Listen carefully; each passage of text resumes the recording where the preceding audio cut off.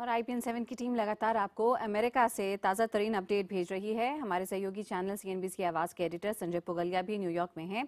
संजय, हमें ये बताइए कि मोदी की इस यात्रा को कैसे देखा जा रहा है? क्या उम्मीदें हैं पीएम की इस अमेरिकी यात्रा को लेकर?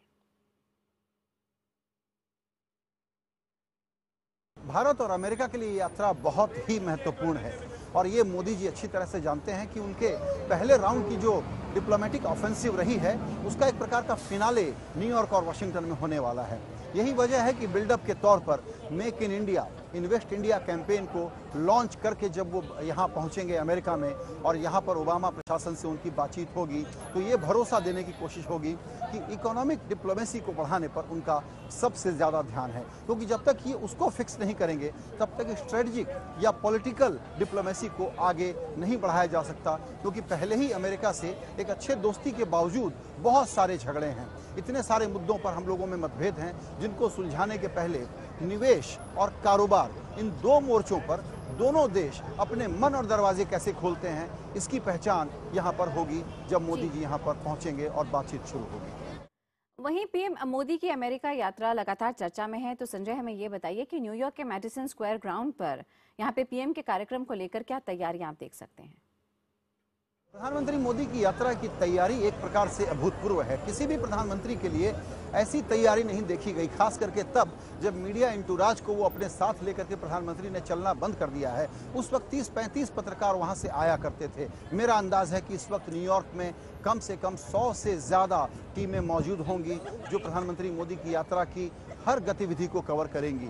उनका एजेंडा बहुत ही हेवी है, करीबन 50 मीटिंग्स हो रही हैं, जिसमें 10 मीटिंग्स बहुत इंपॉर्टेंट है, जहां वो रिपब्लिकन से भी मिल रहे हैं, डेमोक्रेट से भी मिल रहे हैं और राष्ट्रपति ओबामा की मुलाकात जो वाशिंगटन DC में होगी वो तो सबसे महत्वपूर्ण होने ही वाली है। लेकिन प्रधानमंत्री की ऐसी यात्रा जिस संदर्भ में हो रही है उसमें अमेरिका को भारत के लिए वक्त कितना निकालना है, ये भी एक अमेरिका के प्रशासन के सामने बड़ी चुनौती है। और भारत के लिए, प्रधानमंत्री मोदी के लिए सबसे बड़ी चुनौती ये है कि इस पूरे स्पेक्टेकल के बीच में ठोस आउटकम अमेरिका से लेकर के वो क्या जाते हैं।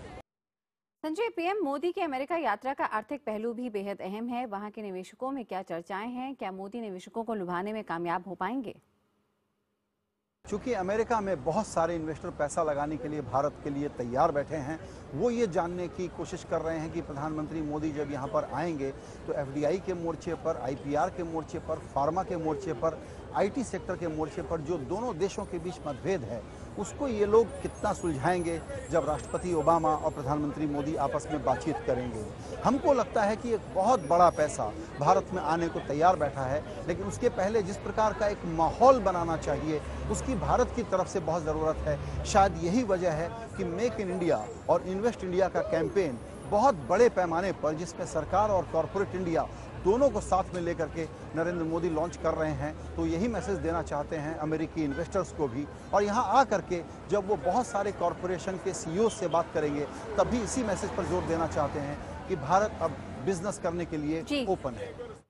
जी, बहुत बहुत शुक्रिया संजय आपका तमाम जानकारी के लिए, हमारे साथ जुड़ने के लिए। और हम देख सकते हैं किस तरह से बहुत उम्मीदें हैं और उत्साह है यहाँ पर अमेरिका में लोगों को प्रधानमंत्री नरेंद्र मोदी की इस यात्रा को लेकर। हमारी एक और सहयोगी शिरीन भान ने मार्केट एनालिस्ट पशुपति आडवाणी से बात की। पशुपति का मानना है कि भारत में निवेश की प्रक्रिया शुरू तो हो जाएगी, लेकिन इसका असर जनवरी में देखने को मिलेगा। Well, Prime Minister Modi is pitching the India story, but are investors buying what he's selling? To answer that question, joining us now is Pashupati Advani. Pashupati, appreciate you joining us here in the middle of Central Park in New York. What's the mood that you're picking up on at this point in time? How strong is India with the investment community? Well, we should be out there pitching India. Well, I think the answer is that money is beginning to trickle. People are beginning to think about India again, and I think that's a positive sign, but it's not coming in buckets yet.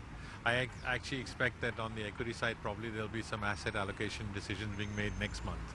And that's why, all this visit to the US and the conferences that are being held are probably at an opportune time. And then we'll see that money in January, because it takes that much time for the money to shift from wherever it is to our part of the world.